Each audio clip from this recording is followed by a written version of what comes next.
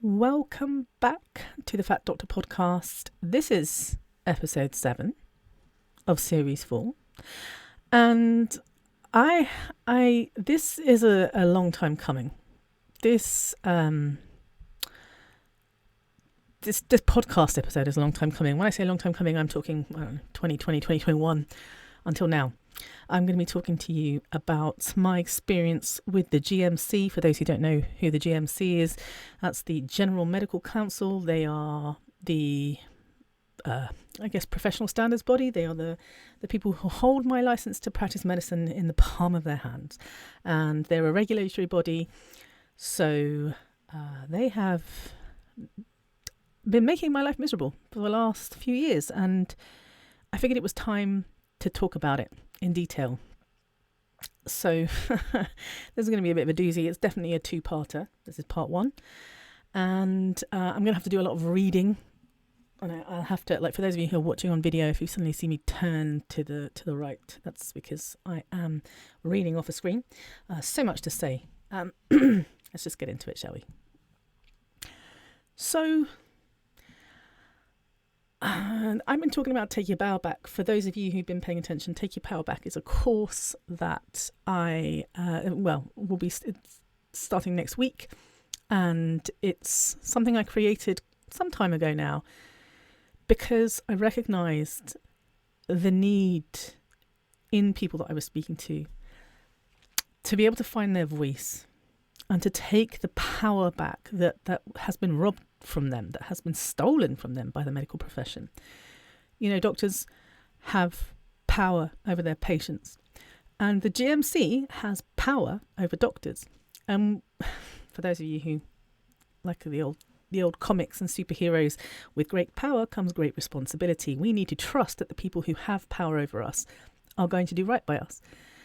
And I guess I'll leave it for you to decide whether or not the GMC did right by me. But I know how important it is. Well, I know what it feels like to have no power, and therefore how important it is to take your power back, because we deserve that power. We do not have to live in a society where some people, a select group of people, have all the power and we have none. I mean, yes, that's the society we live in, but we don't have to live in this society, and we can stand up to these rules.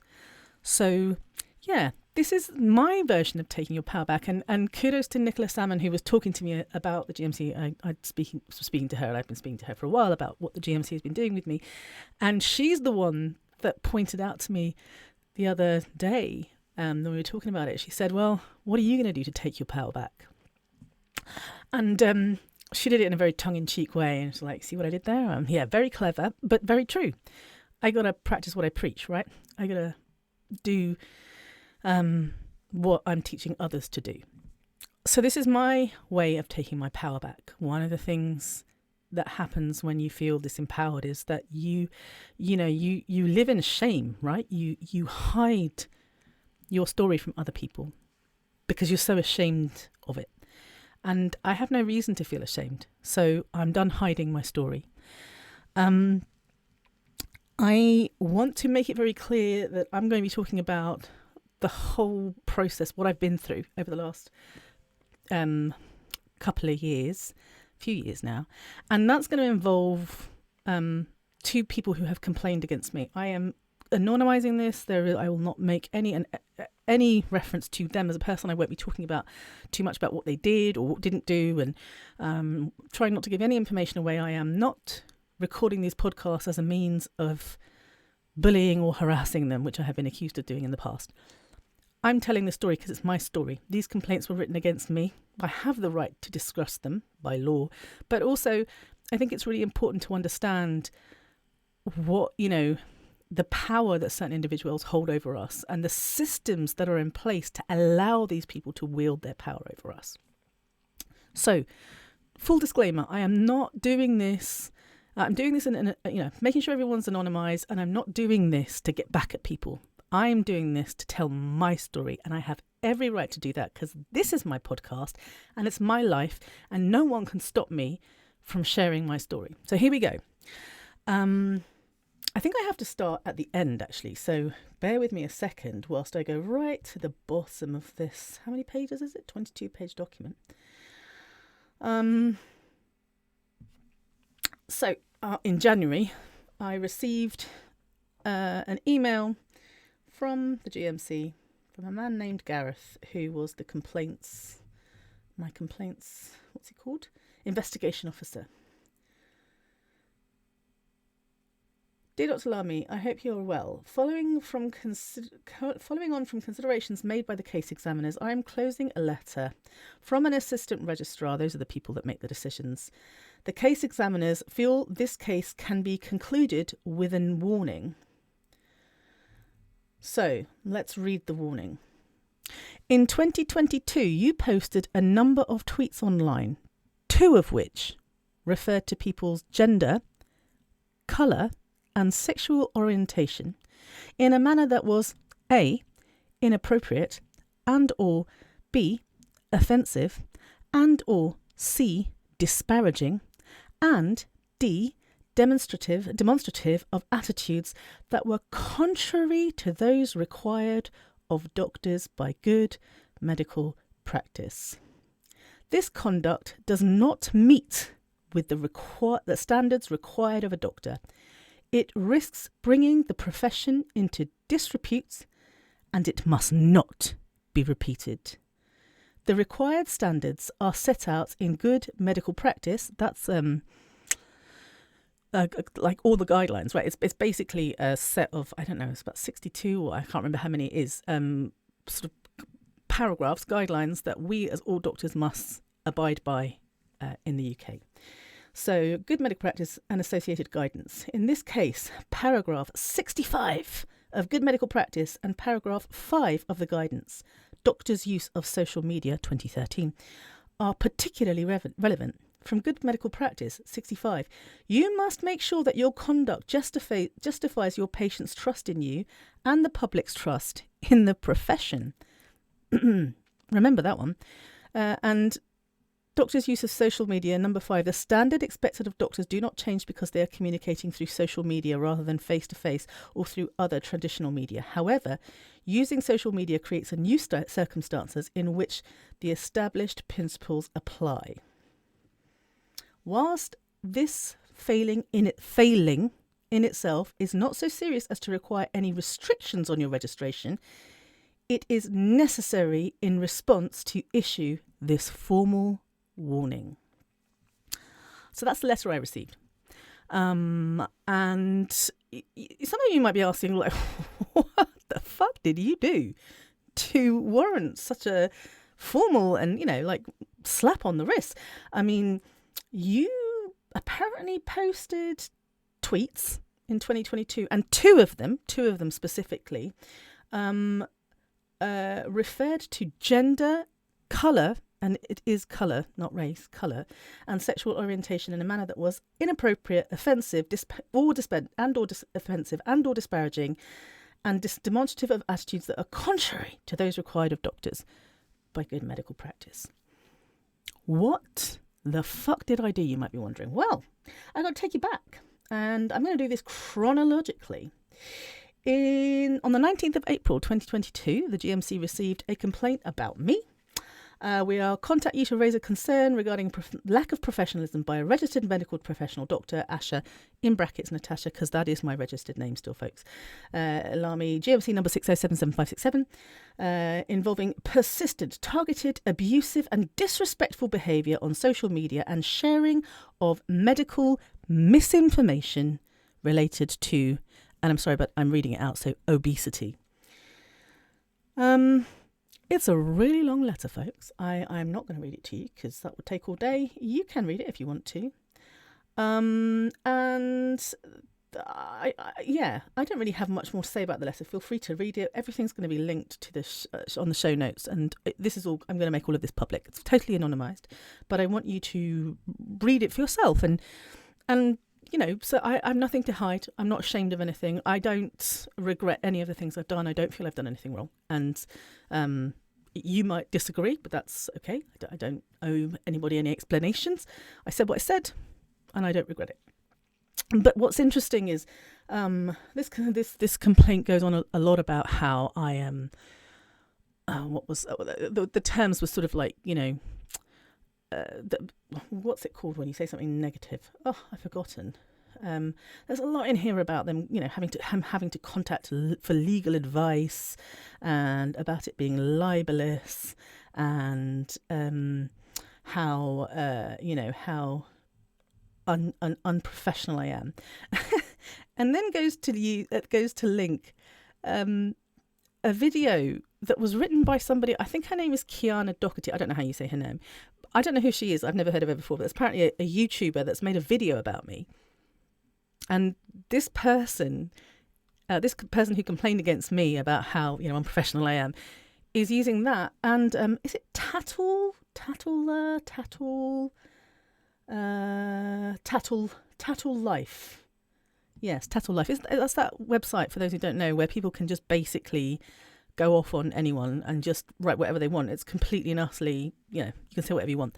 Neither of those, I think, are particularly, I don't know, how should we put this, professional or meet any professional standards. And yet this person who's complaining about my professionalism felt that these kind of stories about me online, the Daily Mail articles that are written about me, those kind of things warrant investigation by the GMC. So, you make of what you will of that. I'm going to go on. Sorry. So, long complaint. Then on the 30th of April, another email with more tweets, copies of more tweets, persistent targeted abuse and unprofessional behaviour. More tweets. Here's more tweets. Here's more. Every single tweet is written down. So the GMC has copies of all my tweets, right? Remember, they are punishing me for 2 of them, but there are, at one point in time, I think there's over 100 pages of tweets. So, there were more than 2. Let's put it that way. Then on the 10th of May, on the 9th of May, another follow-up email with more tweets. The 10th of May, another follow-up email with more tweets.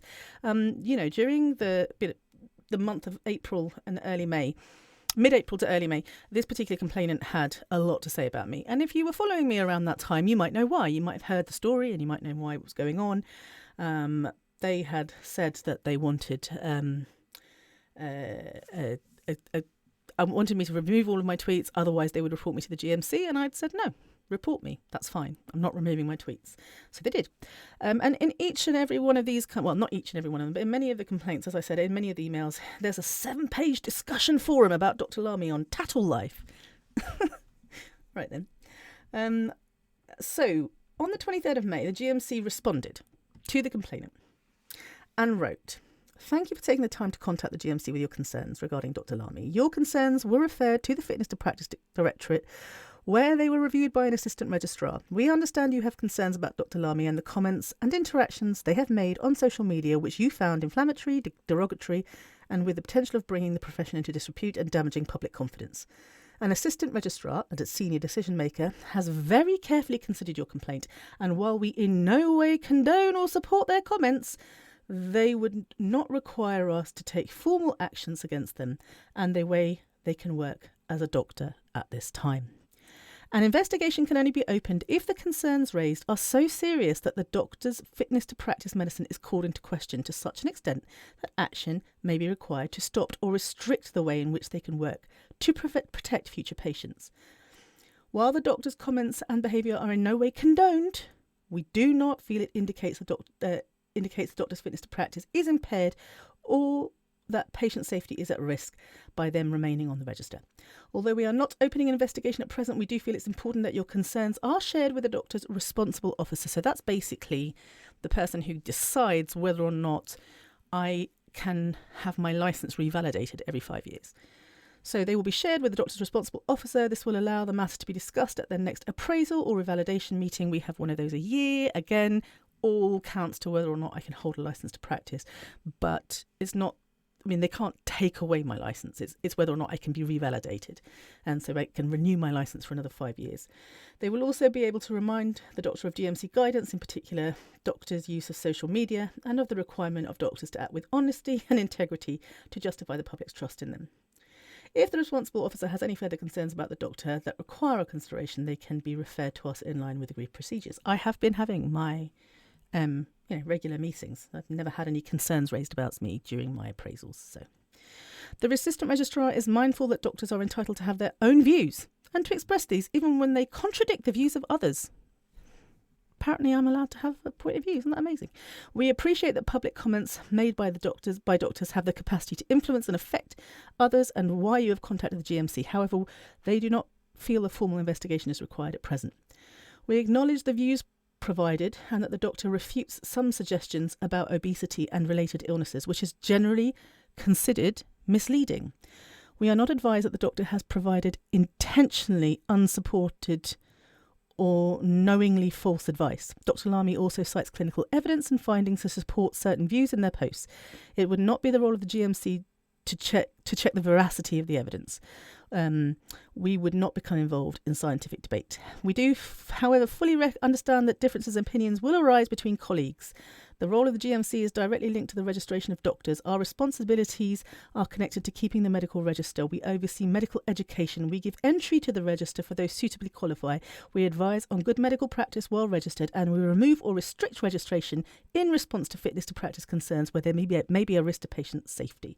An investigation can only be opened if the concerns raised are so serious that the doctor's fitness to practice medicine is called into question to such an extent that action may be required to stop or restrict the way in which they can work to protect patients. We do not have legal powers to intervene or resolve matters for complainants. We appreciate that Dr. Lamy has expressed their opinions about contentious matters publicly. We recognise why this has caused concern. However, we have not identified specific information that suggests that they have done so recklessly or with intent to cause harm to patients. We have no suggestion that Dr. Lamy is giving direct advice to specific patients that would be detrimental to their individual health. Having reviewed the concerns raised and the information available, we have not identified serious concerns about Dr. Lamy, and therefore the allegation that the doctor has posted medical misinformation will not be taken further at present. Cool, that's a lot of words, isn't it? There is actually more. Gosh, it's long. Sorry, I'm only halfway through. I don't even know how many minutes that was, but it must have been a long time. The Assistant Registrar has reviewed the links to the different posts and tweets following Dr. Lamy's comments. We have also read Dr. Lamy's Patreon post where they share your email. Yada, yada, yada. Let's not go into all of this. As a regulator, the GMC are unable to intervene to prevent Dr. Lamy posting comments about other social media users. We do not condone reports of bullying, and we expect doctors to conduct themselves in accordance with our guidance at all times. But, in line with our regulatory functions, the Assistant Registrar is of the view that to consider altering or removing the doctor's registration would not be warranted on this occasion. We feel that you and your colleagues may wish to seek legal advice on the referenced defamation posts. And this would not be an area the GMC can comment on. And so on and so forth.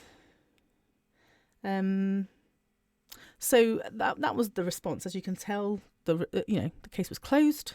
I still got in trouble. I still, got a formal letter, but the letter just said, we've done an investigation. We've decided not to take it further at this time. Please discuss with your responsible officer.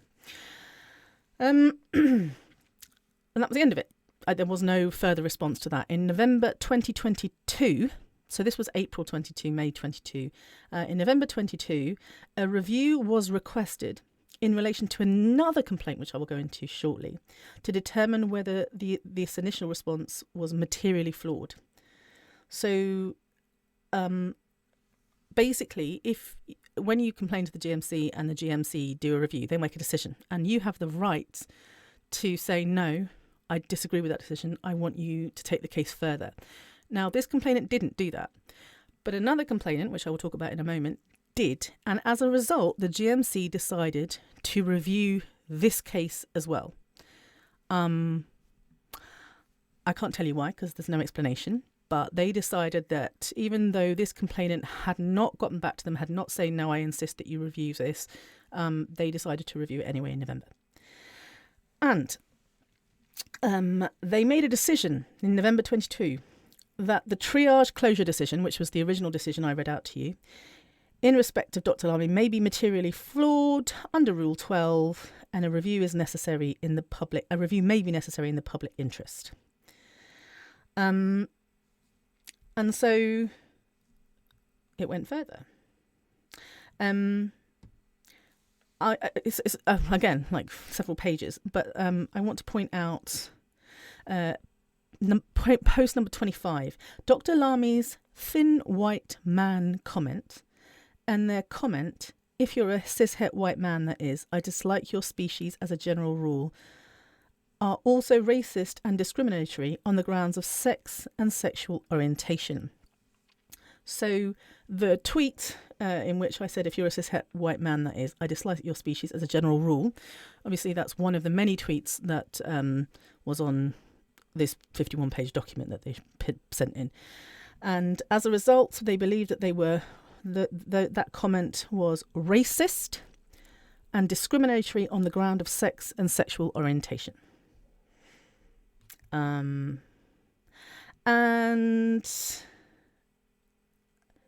that's, I'm going to leave that bit there. I'm going to talk about the second complaint now.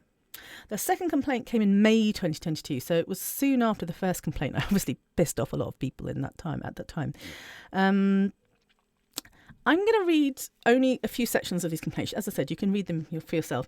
I'm going to read a few sections of them because I need you to hear the way that this particular complainant describes me. In particular, pay attention to the language around my gender. Having been previously banned on Instagram for abuse, that's not true. That's not why I was banned on Instagram. Returned under an assumed name, Asher Lamy, or Lamy, designated he, him, they, also known on social media as Fat Doctor. I must refer to Dr. Lamy in a non-gendered form in this account. And the title of the email is Dr. Natasha Lamy, general practitioner practicing in Hitchin Hearts. I've never practiced in Hitchin Hearts, by the way, so don't take that seriously. General practitioner, designated in quotation marks she-her/her.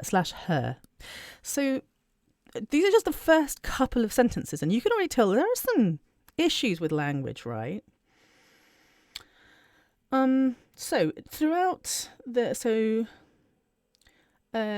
have a look at what she says about me, this complainant says about me. So she refers to me as she/he. She refers to me as, so she, he, sometimes they, in this particular letter. She also says, I have attached a long communication from, I'm not giving their name, a vulnerable blogger who received threats personally from Dr. Lamy that she/he would be aware might harm him. Dr. Lamy knew that this man had a history of abuse and was vulnerable. He contacted me by email in a state I assessed as suicidal. He has written a report for the GMC. His statement is attached. Now, I am not going to speak too much about this particular individual. I will say three things about him. Number one, this individual is a cisgender, white, heterosexual, no, that's not true, cisgender white male, a thin cisgender white male, who has a lot more privilege than I do, right? And a lot of supportive people around him, a lot of supportive people on social media who came after me. That's the first thing you need to know about him. The second thing you need to know about him is I did not make threats. I was getting very upset by the way he was speaking to me, and I did say, stop it, otherwise I'm going to publish these messages, but I never did. He, on the other hand, did. He published every single one of our personal messages. So I threatened him, but he actually not only threatened me, but went ahead and did the very thing that he's accusing me of threatening him of. And the third thing you need to know about this man is in his complaint, he sent in some very personal messages from WhatsApp that we've been sharing that involved sexual assault. My story, he shared those personal, intimate details with the GMC. So that's all I'm going to say about this individual. I'm not going to speak about him anymore, but I want you to know that that was actually really difficult for me to be accused of harassing a vulnerable member of society, when I would argue that as the fat, trans, queer individual who had really personal, intimate stuff like copied and pasted into a complaint against them, I would argue that that feels like bullying. But, you make your own decision about that. So, again, a bit more about language. Another follow-up email from this complainant, the original complainant now, not this gentleman. We'll move on from him. This person now, this is how she refers to me, this person now designating themselves as male on Twitter, Instagram, has posted.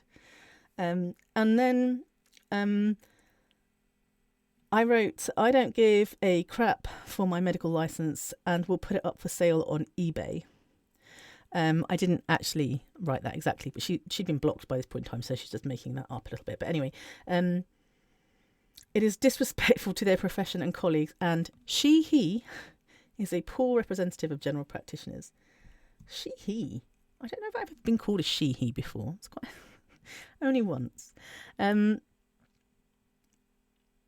So, the Assistant Registrar wrote back to this complainant. Thank you for taking the time to contact the General Medical Council with your concerns. Blah, blah, blah, blah, blah. Assistant Registrar, we made a decision. Blah, blah, blah, blah, blah, blah. I have assessed posts across various platforms and some at TV excerpts because she was like, this particular complainant just put everything on there. I appreciate that Dr. Lamy has expressed their opinions about contentious matters publicly. I feel like they copy and paste these things. I recognise why this has caused concern. However, I have not identified specific information to suggest that they have done so recklessly or with intent to cause harm to individual patients, or that direct medical advice is given to individual patients causing detriment. Dr. Lamy supports some posts with scientific research or data. The GMC would not become involved in scientific debate. We are unable to assess the veracity of data or research used. Having reviewed the concerns and concerns raised on the information available, I have not identified serious concerns about Dr. Lamy, and therefore the allegations that the doctor has posted medical misinformation about health issues can be closed with no further action. Again, this complainant was talking about libel and, I'm going to get a lawyer and defamation lawsuits and all this stuff. And the GMC said, we're not going to get involved. I won't bore you with the whole thing. I feel like you've probably been bored enough. The complainant responded, thank you for your long report about your decision. It was very long. It surprises me that you have decided in favour of Dr. Lamy. When you state that the GMC regards online bullying and harassment unfavourably and that there is no sanction intended, allow me to share with you another post from Dr. Natasha Lamy I have screenshotted regarding her activities online, which she once again makes unfounded and misleading allegations about my practice and that of my co-trainer, a highly qualified psychotherapist. And then she goes on to say, now remember, she knows my gender. She's well aware. She's spoken about it before. But she goes on to say, with absolutely no knowledge about what we do and what we teach, intended specifically to harm a professional reputation we have built up over the past 40 years. She has never attended our trainings and she has never engaged in a dialogue. She persists, nonetheless, in claiming that we require fat people with eating disorders to go on diets. And then she goes on to say, the screenshot is attached and demonstrates racist comments about white people. And since white people come to see her for medical help, how are they going to feel around this malicious person? I invite you to reconsider your decision and let me and my colleagues know the outcome. So remember I said that the GMC makes a decision, and then if somebody says, no, I'm not happy with that, I invite you to reconsider. That's when they do another review and they get a second registrar involved to look at it. Now, the second registrar involved took a different decision to the previous two registrars that have been involved in both of these cases. This registrar writes a whole bunch of stuff. So long. Says my thin white woman comment is racist. This is not only in relation to how a doctor would be expected to behave towards other professionals and members of the public, but also concerns about the potential for such behaviour to affect Dr. Lamy's interaction with patients whose opinion on weight loss might differ from theirs, or who are vulnerable and whose confidentially must be respected, or about whom Dr. Lamy may have discriminatory views. So, to be clear, this registrar decided that actually the original decisions were materially flawed because, number one, I'm behaving in a way that I shouldn't be behaving online. Number two, it's going to impact my ability to treat patients who have a different opinion about weight loss than I do. Number three, that I will break confidentiality or have the potential to break confidentiality. And number four, that I am a threat to patients because of my potential discriminatory views. And I want you to listen very carefully to that. Behaving in a way that isn't expected by professionals. That my interactions might be flawed because my opinions about weight loss differ from theirs. That I might breach confidentiality, which is really quite an allegation. I have never breached confidentiality, and there was no assumption of confidentiality in social media posts and emails from random people I have never met before who threaten my livelihood. There is no assumption. These are not my patients. I keep my patients' confidence. I don't keep random people's confidence. So that was really upsetting. But also that I might not be safe around my patients because of my supposedly potential discriminatory views. And again, to remind you, the discriminatory views are discriminatory views towards white, thin, cisgender, heterosexual people. And this was a direct response to the complaints that I received that I was racist and etc., etc. And now I want to point out, they've said, in the absence of any specific patient safety concerns, I do not consider that a review of the closure decision is necessary for the protection of the public. So they have admitted, even at this early stage, there is no threat to the public here. I am not a threat to the public. However, I do consider that a review is otherwise necessary in the public interest. So I'm not a threat to anyone. There's no issues with my safety, and there never has been. In fact, I would like to point out that I have a stellar career. I have never, ever had a serious complaint made against me in 20 years. I have never missed a serious diagnosis. I have never treated a patient so poorly that I've had, that they've put in a serious complaint about me. None. I mean, I've had a few complaints. Things like, you didn't prescribe diazepam to me, and now I'm really mad at you. Fair enough. Complaints are warranted. Or, hey, when you examined my ear, you said it wasn't infected, but 2 days later, I developed an ear infection, so that's your fault. Okay, I've had those complaints, but I haven't had any serious complaints. So, there isn't a patient safety thing, but they still felt it was in the public's best interest. A response from this person, in this time, they are using one of my preferred pronouns, they, but they're putting them in quotation marks, like they, not they. What? There, as if there's no such thing as they or there. Like, why are you putting speech marks around them? That is, oh, good Lord. I think we're beginning to see a pattern here, aren't we?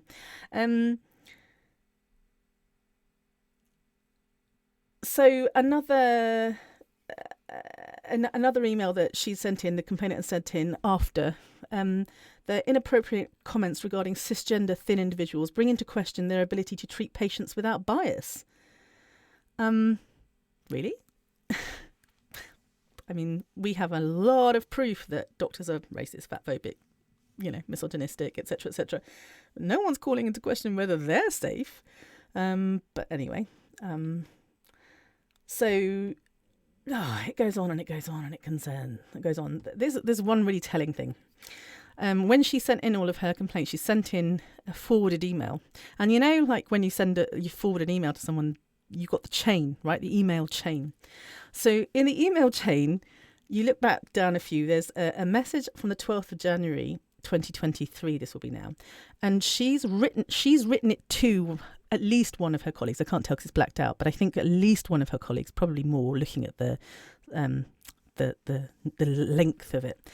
So she writes, the General Medical Council have agreed the FAC doctor to submit the FAT doctor to a fitness to practice review and agree that her behaviour is serious and undermines public confidence in the medical profession. She has also breached a rule that doctors must behave respectfully to colleagues. I will read the documents attached and comment further if needed.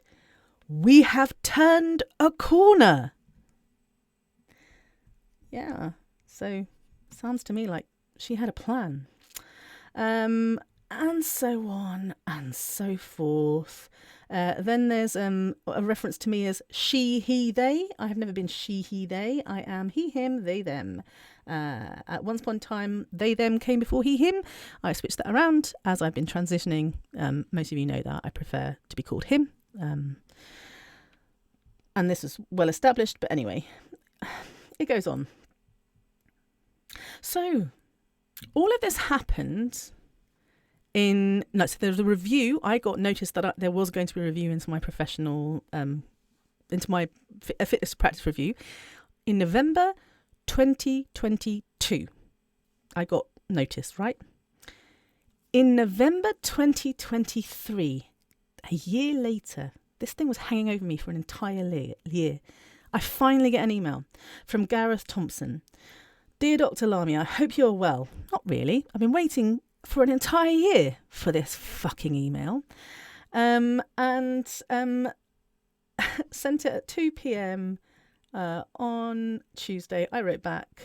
I emailed. I tried to get in touch with him. He leaves at 4. I wrote 4 minutes. Yeah. I wrote a few minutes afterwards, like, what the hell? and so we then had to wait. And at that point in time, I have a medical defence union. Basically, all doctors are required to have a medical defence legal union. That is a medico-legal team who are there to support doctors, usually when they get sued, but also when it comes to the GMC. So I obviously contacted my medico-legal team. But unfortunately, because I was off sick at the time that all of this was happening, I'm not entitled to any medical legal defence. So I am defenceless. I have no legal support. I am all on my own. I have been waiting now for quite some time. And there's nothing I can do. But I don't know if you remember, those of you who are following me, I can't remember how many emails I got in the end, but you all wrote some incredibly supportive emails. You talked about me, you talked about the work that I was doing. I sent all of them, anonymised of course, to the GMC to say, hey, look, here's another side of the story. And those were all included. And when they were making a decision about me, they had to read all of them, or they said they read all of them. On the 19th of January, 2024 now, 4 minutes before Gareth was due to go home at 4 p.m, on a Friday, 4 minutes before he went home, he sent me an email that you read, that you heard at the beginning, which is that I'm going to be issued a warning. If you want to know what a warning means, is it will be published for 1 year on my status page on the online medical register, when a further year on my history page, so for 2 years in total. During this time, it will be disclosed to anyone asking about your fitness to practice. After 2 years, the warning will be removed from the medical register, and we would not routinely disclose it except to current employers upon request, to whom we would disclose this information indefinitely. So it'll be on my. It basically makes me unemployable for 2 years, because it says that I'm a racist and that I discriminate against people. It doesn't specify whom I'm discriminating against. It just says, as you read, that I made inappropriate, etc. remarks. So it's unlikely that I'm going to get employed. Right, that destroys my future employment for the next 2 years. And I want to read the 2 tweets.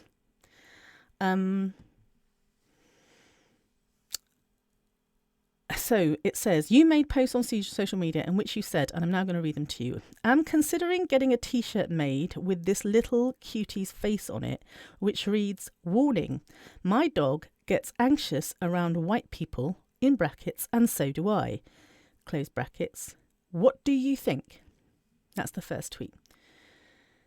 The second tweet is part of a tweet. It's I mean, as you can tell, it's not the whole tweet. It's just part of it. So it's taken out of context. It says, if you're a cis-het white man, that is. I don't know what I was talking about, but I dislike your species as a general rule, and you got to work real damn hard to get into my good books.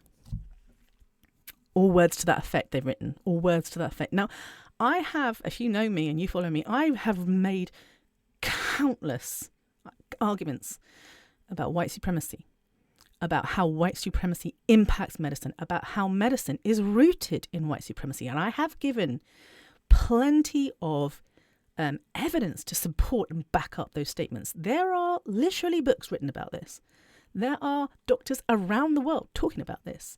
White supremacy is a massive problem when it comes to medicine in the global north, for want of a better word. It's a real problem actually throughout the world, but definitely in the global north. You can try to deny that if you like, but tough, because a lot of experts say otherwise. Those two tweets that they chose, out of all the tweets I've ever written, they chose those two particular tweets. The first one was a picture of my dog. I got this little gorgeous rescue called Mia.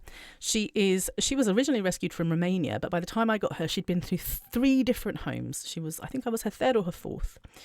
And when I got her, when we were adopting her, we were told she's really scared of men, terrified of men. We don't want to know why, and it's obviously not a good reason, but she will bark at any man that comes near her. And she does. She barks at men. She's all right around women, but she barks at men, especially tall men. And over the years, my husband has gone to great lengths to, get her used to him. And she adores him, as one would expect.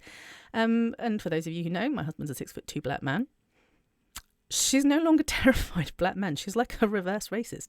That's a joke, by the way. Reverse racism is not a thing. So she's not afraid of black men, but she is still very afraid of white men. And when we go for a walk, we'll be walking along, and whenever a white man approaches us, and it is a man, it's not a woman. She sometimes barks around women, but not as much. She's also barks at dogs and cars and tractors and anything else. But when a white man comes towards her, she starts barking very aggressively, and she has a very loud, growly bark, almost wolf-like in its quality and its timbre. People get very upset about this, and it causes me a lot of drama. So that's what I was talking about. And I was joking that I was going to have a T-shirt made up to say, like, she's afraid of you. Now, yeah, you might not like the white man. You could argue, why did you put white in there? Why did you need to put fine? You can argue that, but I don't owe you any explanations. I can say whatever I want. It's not me trying to be nasty. I'm telling the truth. The second thing about me disliking cis white men, I am a transgender, Jewish, Asian, queer, fat person. I have every reason to dislike and distrust cis-het white men. I suffer inordinate amounts of physical and mental anguish at the hands of cis-het white men. Just turn on the TV. Just pick up your phone. Just come out, hang out with me for a day, and you will understand why that is. And again, we all know about the systems and structures that are in place, right? So my actions apparently were inappropriate and or offensive and had the potential to undermine public confidence in the medical profession. And I keep thinking, why? Like, who decides that they're inappropriate and offensive? The GMC? And based on what?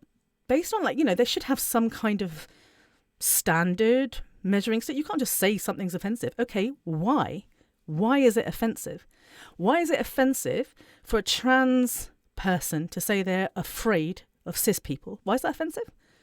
Is that not just the truth? Why is it offensive for a trans person to say, I dislike your species? Is it the term species that you didn't like? Was it the word? Be specific. What was it about this tweet that you didn't like and that is so bad that it warrants a warning on my records for 2 years, which will make me unemployable, that will fuck with basically my entire life? What is so bad? What did I do that was so bad? That's the question I have.